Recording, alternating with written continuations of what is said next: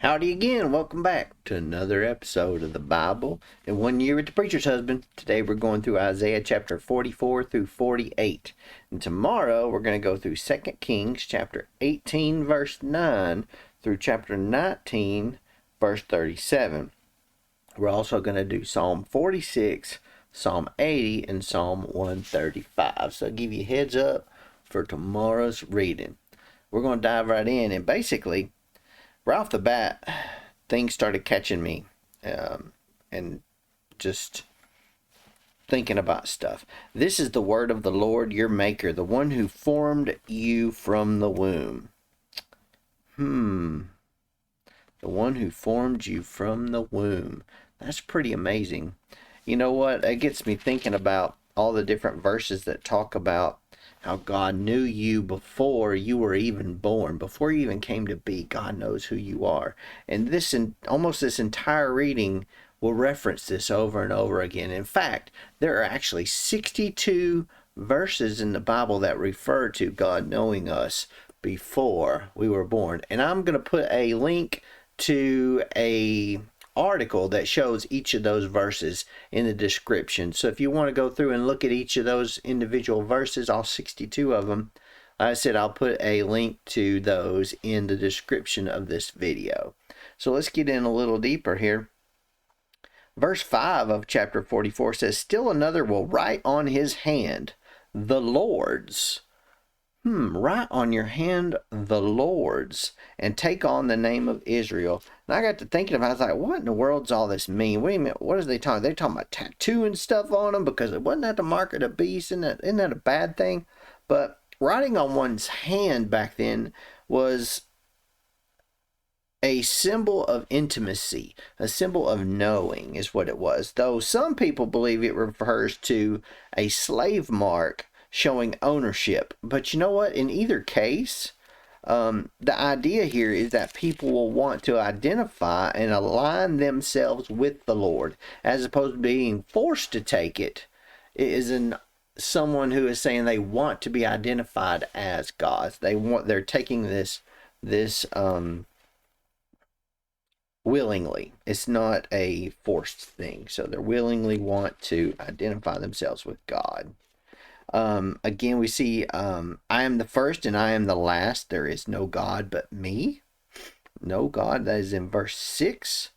And then we get into the restoration of Israel through Cyrus. Now, this was an interesting read, and this adds right on to those 62 verses about God knowing who we are before we are even born.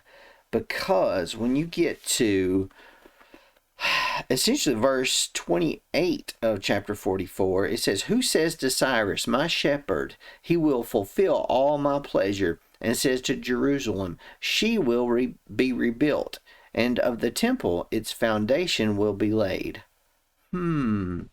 That's interesting, because here's the deal.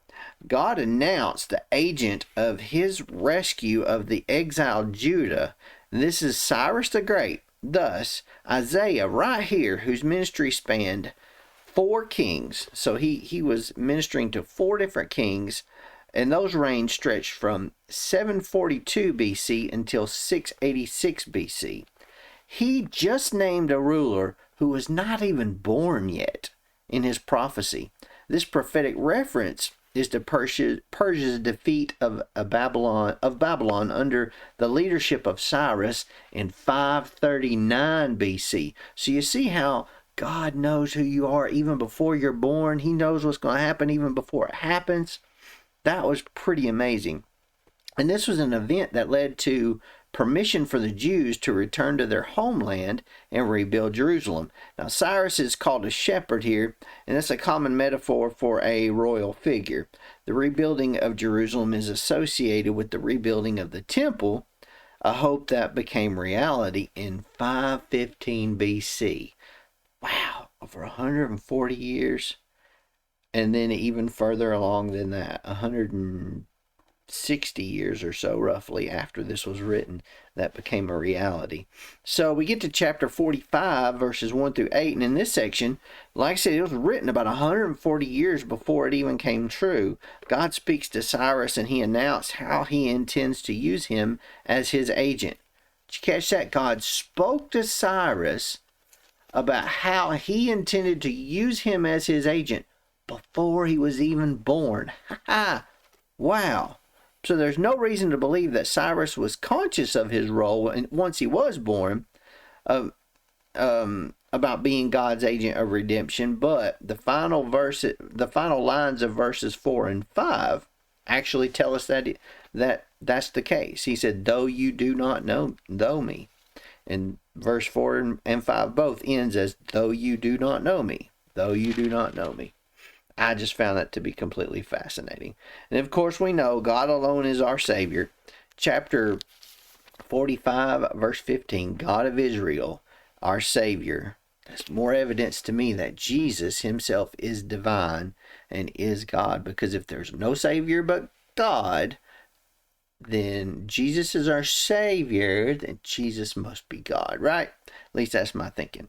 All right, chapter 46. There is no God like God. There is no one like God. So it starts out here. It says, Bel crouches, Nebo cowers. Idols depicting them are consigned to beasts and cattle.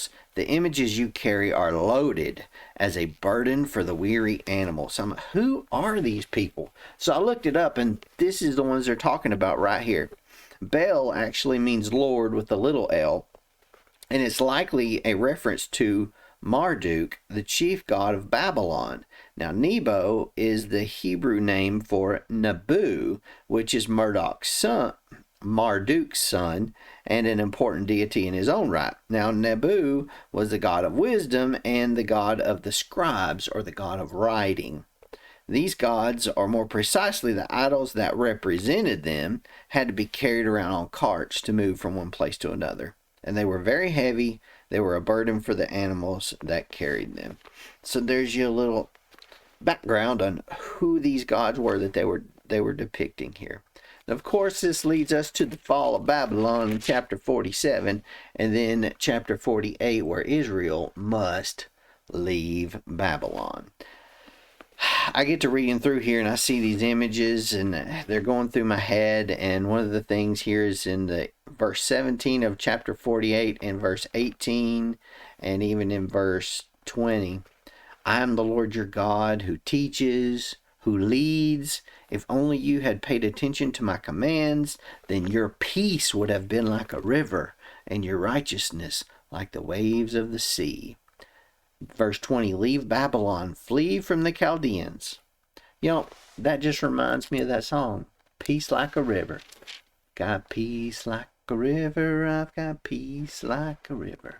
I've got peace like a river in my soul. I'm going to tell you, I've recorded this on Christmas Day. We're about to leave and head out to have Christmas with my mom and my nephews and niece and maybe my sister. And I hope this finds you well. Merry Christmas, and I hope to see you tomorrow for another episode of the Bible in 1 Year with the Preacher's Husband. We'll see you then.